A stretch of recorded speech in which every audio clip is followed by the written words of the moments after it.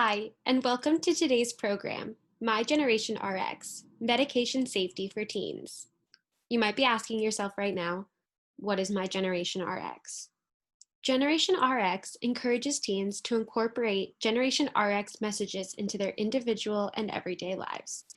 These messages focus on preventing prescription drug misuse by talking with teens about how we can safely use medications and how we can turn down invitations for misuse. We will also identify positive alternatives for coping with the demands of everyday life. My name is Daniela Aguilar. I'm a youth prevention specialist at the Haymarket Center in Chicago, Illinois. Thank you for joining me today. Let's begin by establishing the beneficial impact of prescription medications. 1. Prescription medications can help us lead a longer and healthier life, especially when used under the supervision of a healthcare professional, like a pharmacist or doctor. 2. Our life expectancy is longer than ever, and people are now able to live with many diseases that were once considered fatal. 3. We are preventing or curing many illnesses and relieving troublesome symptoms in part because of prescription medication. Medications can help us, but only when used as directed by a healthcare professional. Otherwise, medications can be harmful, especially when misused. Before we move forward, let's define prescription drug misuse. Here are 3 scenarios. In the first, an individual takes medication to help them study. In the second, an individual prescribed an opioid pain medication is in severe pain, so the patient takes more than instructed to manage their pain. And in the third, an individual shares their prescription medication with a friend that they think needs it. Take a moment. Which of these scenarios do you think represents prescription drug misuse? I'll give you a minute.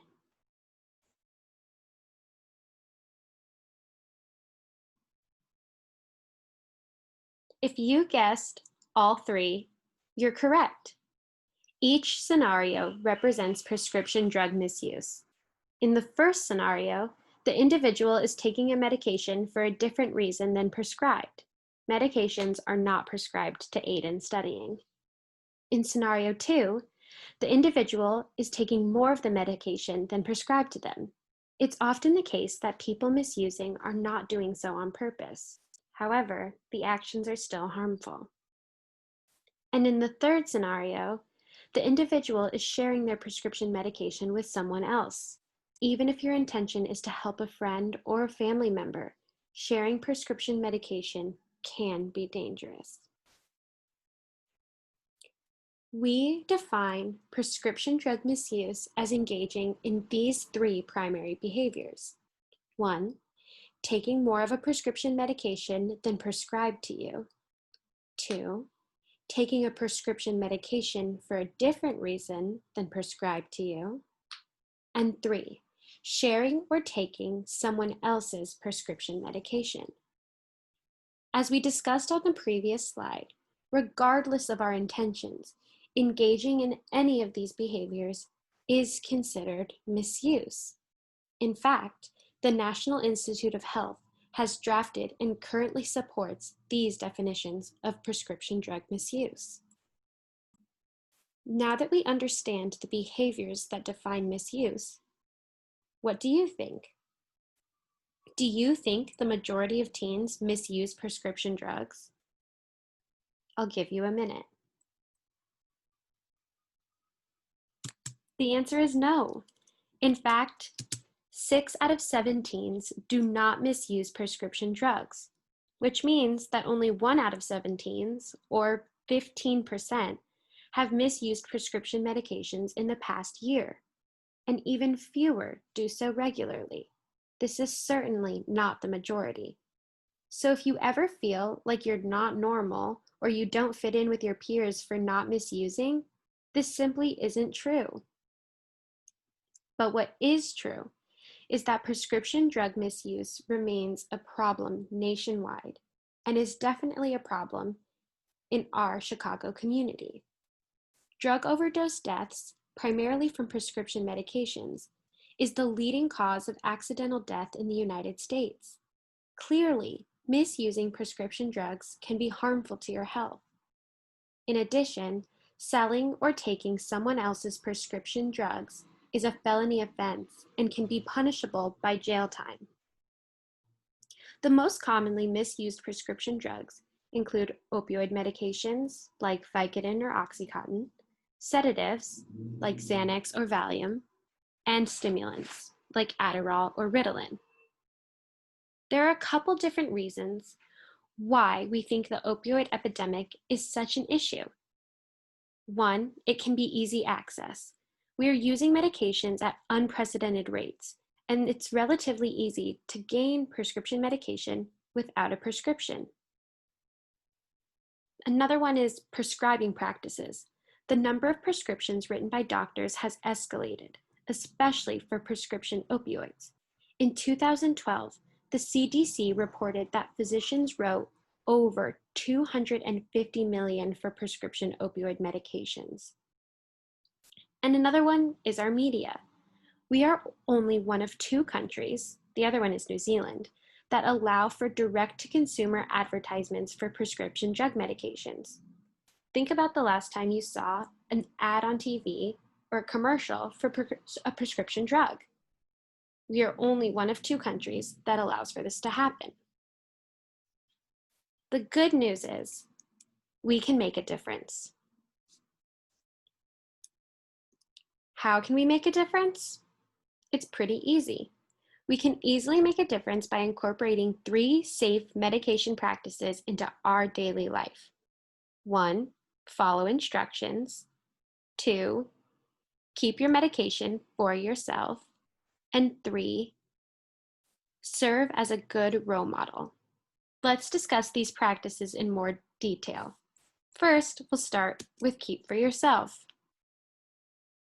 Let's face it, some items are simply not meant to be shared. Would you share your toothbrush or your underwear with someone? Probably not. Prescription drugs aren't any different.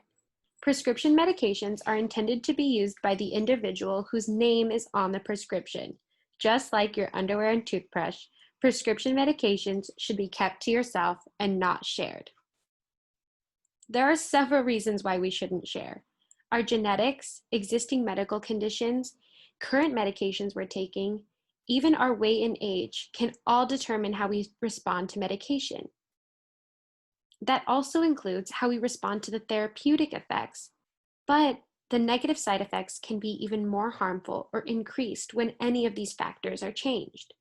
Genetic risk factors that increase the propensity to develop a physical dependency or addiction to a drug do exist. How your friend's body handles a medication is in no way telling of how your body will handle the exact same medication. In addition to keeping drugs for yourself, we should also follow the instructions and take prescription medication as instructed by our healthcare professional. Let's talk about this practice just a little bit more. Some rules are just meant to be followed. When it comes to applying for admission into a college or university, you're likely going to read every instruction on that application. Why? Because failing to follow instructions may lead to an undesired consequence, like not being accepted to that university or college. Likewise, athletes are required to play sports according to a set of rules. If they don't follow these rules, they're penalized. Prescription medications are similar. When we don't follow the instructions provided by the healthcare professional, undesired consequences can occur. You might be thinking, but why? Why do I need to follow the instructions? Consider this prescription label for the opioid pain medication Vicodin. As mentioned earlier, prescription opioid pain medications are among the most commonly misused prescription drugs. The instructions state, take 1 capsule by mouth every 8 hours as needed for arm pain. Instructions on prescription medications consist of 2 parts.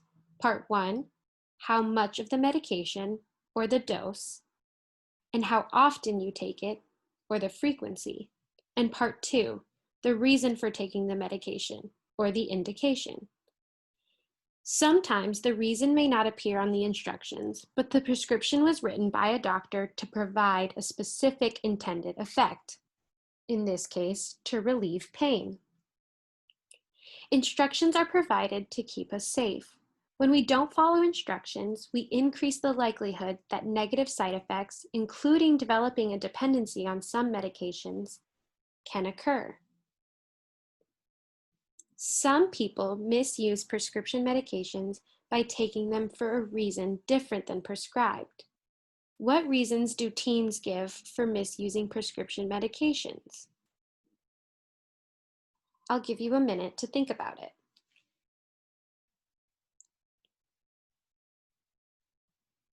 Did you think of managing stress, improving academic performance, maybe coping with feelings of depression or a physical injury in order to try and play in an athletic event?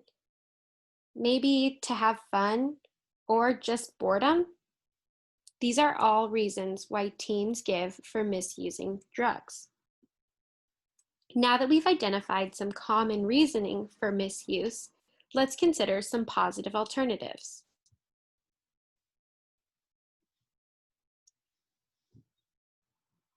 If you're having trouble focusing in school and maybe are considering misusing prescription drugs to help, remember that this isn't a sustainable approach for getting good grades. Maybe you can study with your friends, or work with a tutor, or even meet with your teacher before and after school. Perhaps you could misuse drugs to cope with depression. If your mood feels depressed, confide in a trusted adult. Resorting to misusing prescription medications or using any other substance will only prolong your feelings of depression. Maybe it's to deal with an injury. If you're an athlete experiencing an injury, you may feel pressure to try and play through the pain. However, the possible consequences for misusing a prescription opioid pain medication are far more devastating than not performing in any one athletic event. If you are dealing with an injury, work with an athletic trainer or a healthcare professional to safely plan your recovery. And maybe you're just bored. Boredom can affect us all, but try curing your boredom by engaging in something that you enjoy, like art, sports, helping others, reading, anything that makes you feel like you. Remember, stress will always be present in life, but try adopting healthy habits for dealing with stress, like exercising, watching TV or a movie, or sometimes just even taking a nap. So let's recap. You can make a difference and prevent prescription drug misuse by keeping medications for yourself, following instructions, and lastly, by being a good role model. This includes modeling practices at home and encouraging your friends and family to do the same.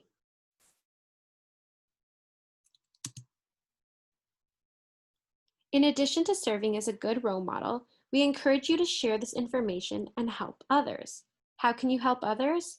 First, you can learn more about this issue by visiting the Learn section on generationrx.org.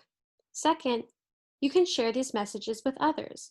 This may consist of discussing these messages with family and friends, or sharing these messages with your peers in school. Visit our website, Generation RX, to access free and ready-to-use resources and fun games to help educate your friends and family. Third, and most important, if you are concerned about someone you care about, we encourage you to talk to a trusted adult. In addition, we've identified additional resources for helping others on generationrx.org, or you can visit Haymarket Youth Prevention's team at hcenteryps.org. Remember, no one has to go through any of this alone. Also, share your experiences with us and other adults. Consider submitting tips and personal experiences about how you advocate safe medication practices at home or in your school community. To do this, visit the contact section of generationrx.org, or feel free to message us, the Haymarket Center Youth Prevention Team, on our Twitter, Instagram, or our webpage. Thanks for joining me today.